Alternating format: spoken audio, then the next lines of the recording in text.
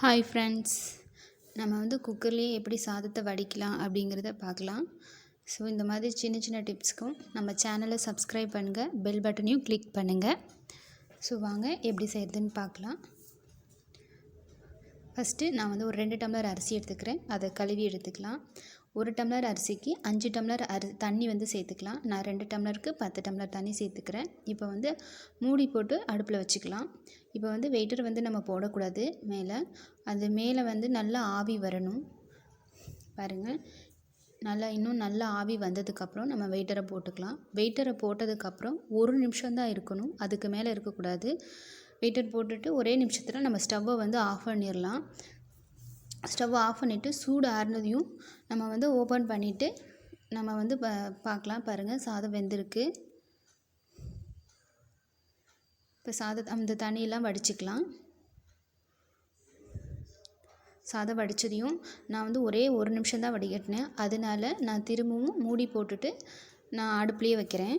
நீங்கள் 5 நிமிஷம் வடியில் விட்டுட்டிங்க அப்படின்னா நமக்கு திரும்ப அடுப்பில் வைக்க தேவையில்லை. நான் ஒரே நிமிஷம் வடிச்சிட்டு நான் திரும்ப அடுப்பில் வச்சுட்டு ஒரு நிமிஷம் லோ ஃப்ளேம்லேயே வச்சுட்டு வெயிட்டரையும் போட்டு மூடி வச்சுக்கலாம். லோ ஃப்ளேமில் 1 நிமிஷம் வச்சு எடுத்துக்கலாம். அவ்வளோதான். அந்த கொஞ்சம் லைட்டாக ஈரப்பதம்லாம் இருக்கிறதுல இல்லாமல் நல்லாயிருக்கும். நம்ம 5 நிமிஷம் நீங்கள் நல்லா வடிச்சிட்டிங்க அப்படின்னா வைக்க தேவையில்லை. அந்த ஈரப்பதம்லாம் இல்லாமல் நல்லா இருக்கும். பாருங்கள், வச்சு எடுத்ததுக்கப்புறம் பாருங்கள், நல்லா சாதம் நல்லா உதிரி உதிரியாக நல்லா வெந்தும் இருக்குது. ஸோ நமக்கு இது வைக்க குக்கரில் நம்ம இப்படி செய்யும்போது 5 நிமிஷம் தான் ஆகுது. 2 டம்ளர் அரிசிக்கு 5 நிமிஷம்.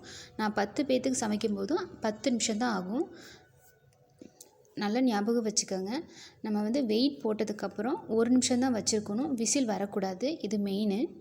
ஸோ ஓகே ஃப்ரெண்ட்ஸ், வீடியோ பிடிச்சிருந்தா லைக் பண்ணுங்கள், ஷேர் பண்ணுங்கள். நீங்களும் வீட்டில் ட்ரை பண்ணி பாருங்கள். எப்படி இருக்குன்னு கமெண்ட் பண்ணுங்கள்.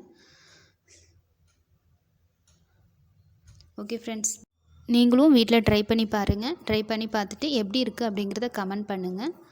ஸோ வீடியோ பிடிச்சிருந்தா லைக் பண்ணுங்கள், ஷேர் பண்ணுங்கள், மறக்காமல் சப்ஸ்கிரைப் பண்ணுங்கள் ஃப்ரெண்ட்ஸ். Okay, thank you.